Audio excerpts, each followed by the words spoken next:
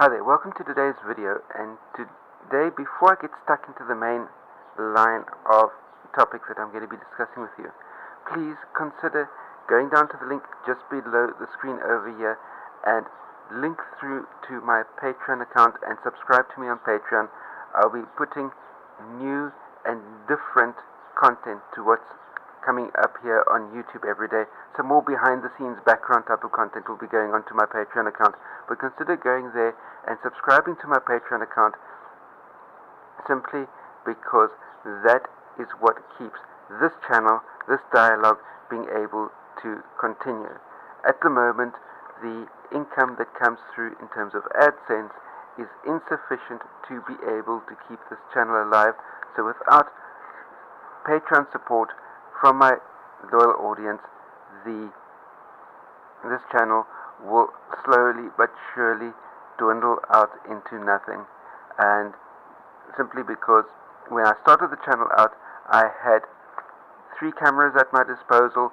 2 have died in the meantime. I'm down to the last one, and simply the channel isn't producing enough income to be able to go out and get a replacement camera when this last one eventually gives up the ghost.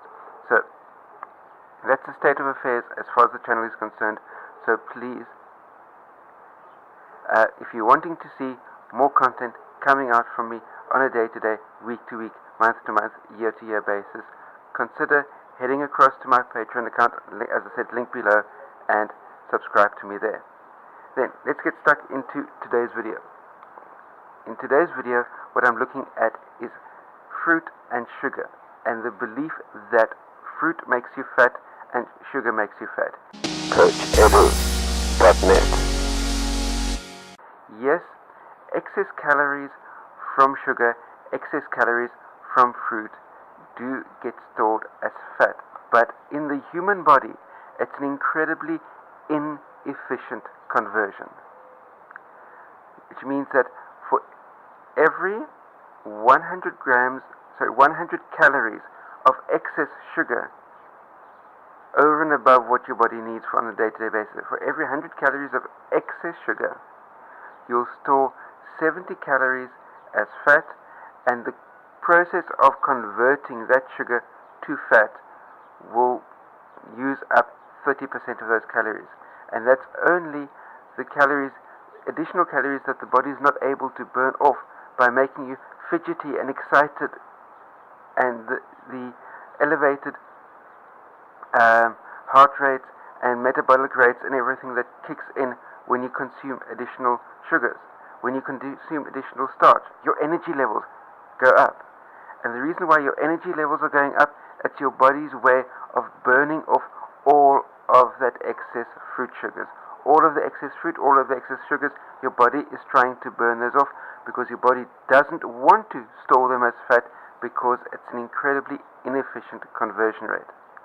However, the fat you eat, on the other hand, the body is incredibly efficient at storing the fat you eat for later use, because the fat that you consume is in a carbon chain, and the exact arrangement of that carbon chain varies in terms of the types of fats, whether it's omega-3s, whether it's omega-6s, whether it is trans fats, whatever the case may be.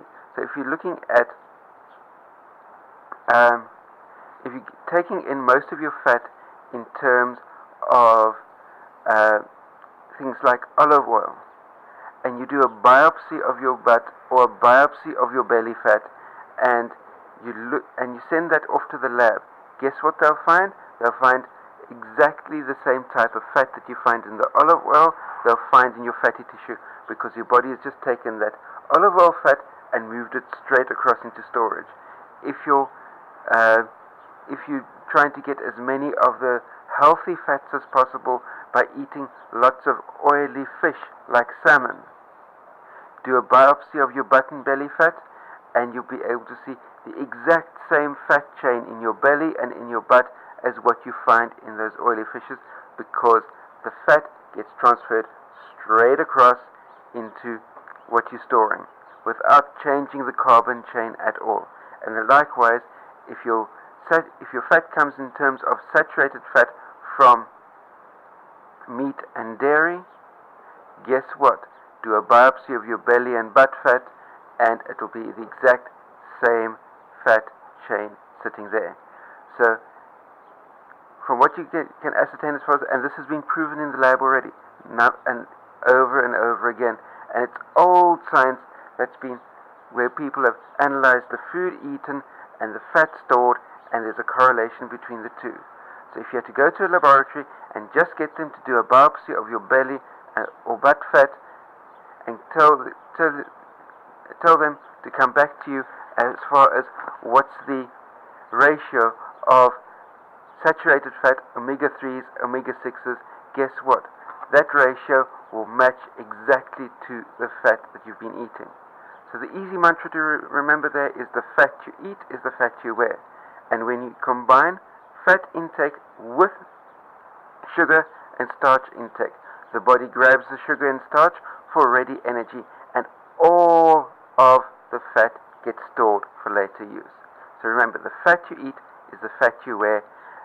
Sugar can be converted into fat and stored as fat, but it is incredibly inefficient. The body rather burns it off, or if it has to convert it to fat, it has to use up 30% of the calories to be able to store that sugar as fat. Whereas when it comes to storing fat as fat, it's an incredibly efficient way of storing calories for later use, which is why the body only uses up 3% of the fat calories to be able to store fat, where it uses up 30% of the of the sugar calories to be able to convert sugar into fat. That's my take on the matter. That's the video for today. Remember to hit the thumbs up if you like this type of content. Post any comments, questions, criticisms in the space down below. And remember, if you're new to this channel, hit that subscribe button. And last but by no means least, remember, stay carved up for the win. I'll see you next time. Cheers.